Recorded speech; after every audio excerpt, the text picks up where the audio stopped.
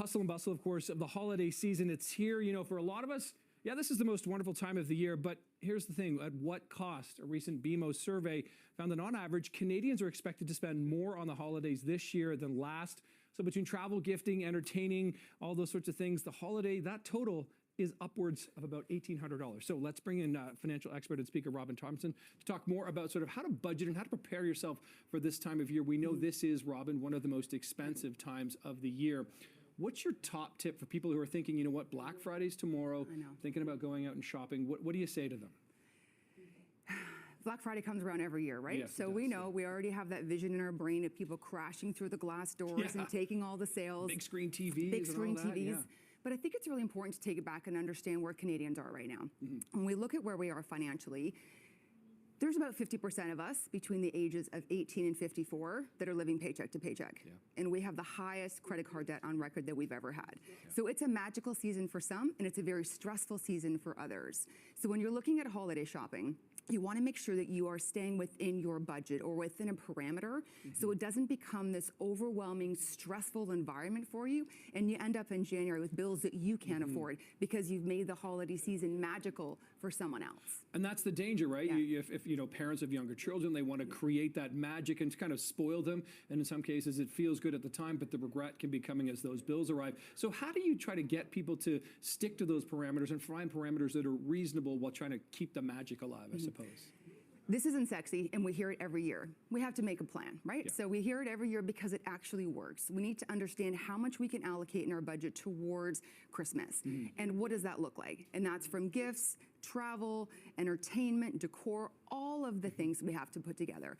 And then when you start and break that down and understand how are we actually going to afford that, and how are we going to make sure that come January we can still afford those bills as they come in, but make sure we're looking at it as a per person item. So if you break down that and you're looking at a budget, so going from planning to budgeting, how do you budget for the holiday season?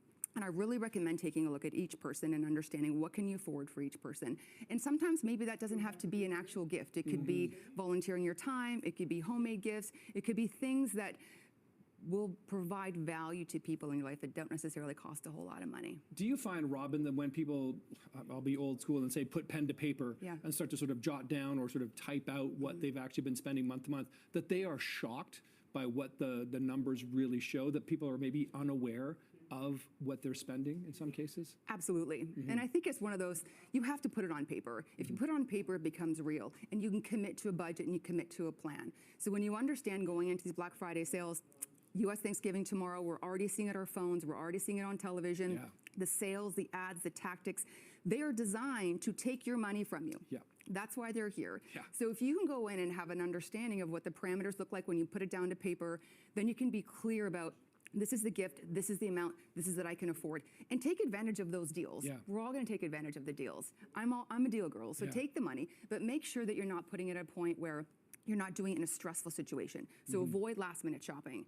Shop early. You want to make sure you're getting those deals, but just be responsible with how you spend. You raised something interesting. The governor announced recently this sort of tax holiday, but it's not coming up until December 14th or 15th. How do you think that could impact the way people may spend their money this coming season? Because, of course, again, Black Friday sales, they're already starting. I'm hearing ads about the best prices of the year, et cetera. But if I wait until the 14th, I may not pay tax. It's really, I think it's confused a lot of people about their tactics this year, perhaps. It has confused, and I think it's going to cause more confusion as people try to wait for that holiday, and retailers aren't really going to sure how that manages, like the business side of that as well. But I think at the same time, it's causing more pressure. It's causing more stress. We can't do everything. Don't try to do everything. Try to do what the most important thing for you is. Understand your budget. Take a look at the different, the GST holiday, or, we're looking at the rebate next year. Like, what do all those numbers mean to you? And is it going to have an impact on you right now? Because it's about the money, but it's also about the financial stress, the emotional stress, the physical stress. So how do you manage all those things? Okay, so let's say someone gets themselves into trouble. We know it's going to happen despite listening to advice from somebody like you, Robyn. What's your best piece of advice if you do find yourself staring at some credit card bills that are a little bit of a gut punch come January? Yeah, I mean, you don't want to be the one that has the coal in the stocking come January 15th when you get those cards in. I think the first thing to look at is an understanding, what is the damage that's been done? And how do you look at that and say, what is my strategy for paying off this debt? High interest rate debt, you're not going to get in front of it. So you have to put, again, a plan together, pen to paper to understand what this looks like. But now is the time to avoid that. Now is the time, like I said, put down, understand what you're spending, be responsible with your spending so you can actually enjoy buying gifts for your friends and your family. That's the thing, right? Because ultimately it's the season of joy, as they say, but if you suddenly realize as your kids or your friends or family are unwrapping presents under the tree and you realize, oh boy, I kind of went overboard here. You can really create some awful stress here. What's your strategy for making sure people understand, even in that moment? Is it the budgeting before you go shopping? Is that the best piece of advice? Or is there something that you say to people when they see that alluring deal, but they go, I've already spent my budget? How do you get people to put the card down? You want to slap their hands away, just put the cards down. I bet you wish you could. I think it's really about, like you said, going in with the budget, having an understanding, what am I spending, how am I spending it, what's important, and then understanding also that maybe you can gift from a group.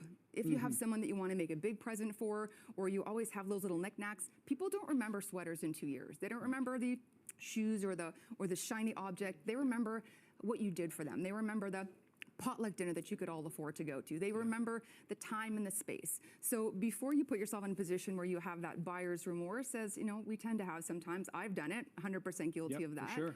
You know, just remember that this is about a giving season. It's about giving and receiving, but it's about the magic of people. It's not about the magic of money.